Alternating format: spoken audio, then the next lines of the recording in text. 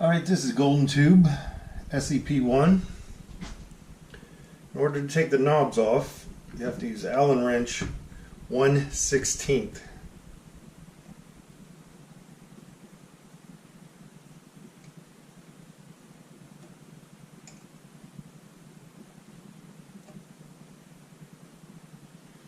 Is there 2 set screws? No, there isn't. Okay, and there you have it. Now I'm going to take all of them off. Alright, got all the knobs off. Next comes, there's a washer on each one of these. That one has an extra little washer, I don't know why. And this one has 2 washers. That one has 1 washer. And that has 1 washer. Okay, I'm gonna, this is a ground wire. I'm going to see if that'll come out. Just so I don't have it dangling around. I don't think my pencil's hot yet.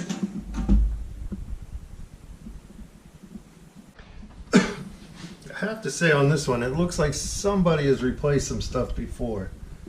This control is black and these are all blue. And this one has a different type of shaft on it. And so does this one, and this one has jumper wires. I don't know if that's, I guess that's normal.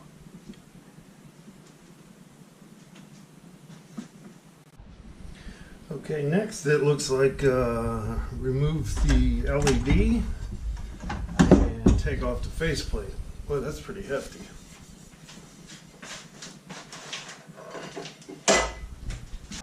This is really crazy the way this is put in.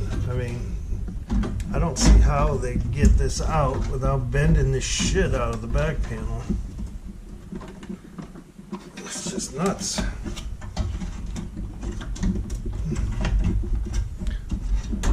Wow. That is not how I would design this at all. Wow. That was a wrestling match. All right. Now we get to see what's on the bottom side.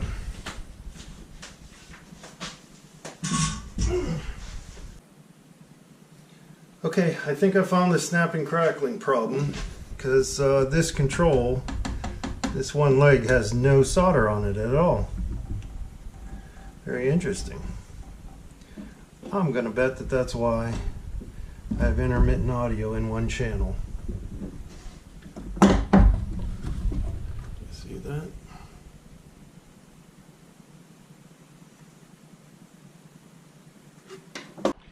Alright, this looks like a 50K audio stereo taper. Audio taper, stereo control. I don't really care for this one. I'm gonna see if I have something to replace it with at the shop.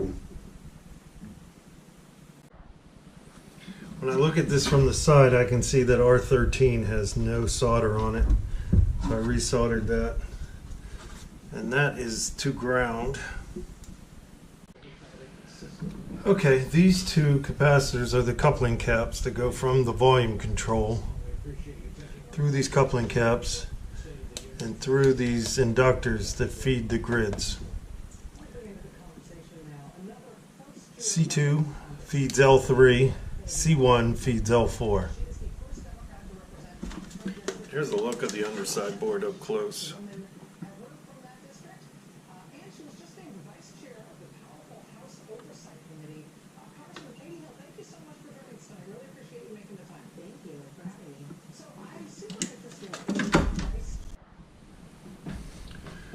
Okay, here's what we've done today.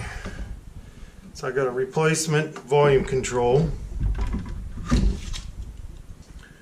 That's actually a PV old control. It's a 711-90064 100K audio taper. You can see I hardwired it in there. Hopefully it'll fit in like that. And we'll see if it works from there.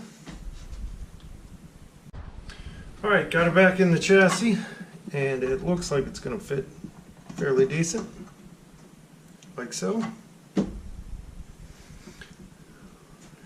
When you put this circuit board in, you just kind of got to bend this back. Get a strong arm to the thing. It's crazy design. They should have put another 1/8 of an inch. Here's what that board looks like with the transformer out.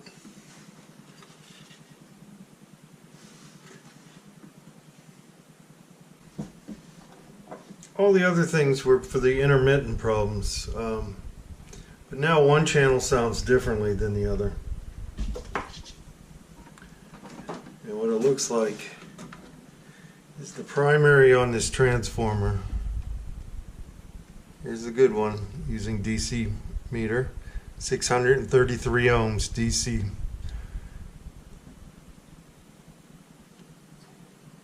And on that one it's reading about 30 megs. So the primary is open on this one. And then here's the secondary. Secondaries are good on both these transformers.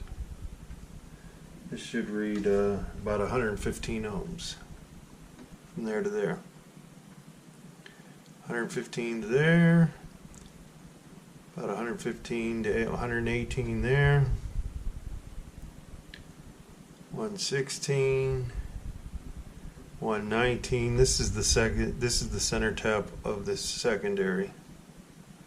So this one has an open primary. Okay, this is part 2 on the video. And I couldn't find an exact replacement for these guys. So these sort of have the same specs. They have the same primary specs. Secondary is a little bit different. They seem to work. So they sound pretty good.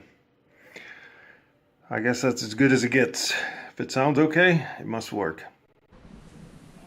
Okay, since I like the way these sound, I am going to mount these. I'm just going to glue them in with some reconing glue. I'm going to let it set up and get a little tacky, and then I'm going to mount these in like that. Once again, this is the 145N transformer. Audio driver. My color code across the bottom is red, blue, yellow, then black, and then green on the far end.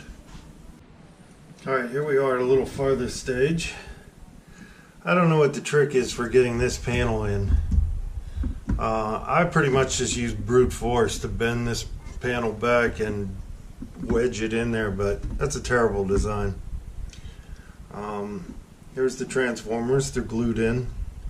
This one seems to have moved a little bit, but whatever. It works. It sounds pretty good. I don't know what it sounded like before, but hopefully the client likes it. Okay, and here's one last look at it with the battery module installed.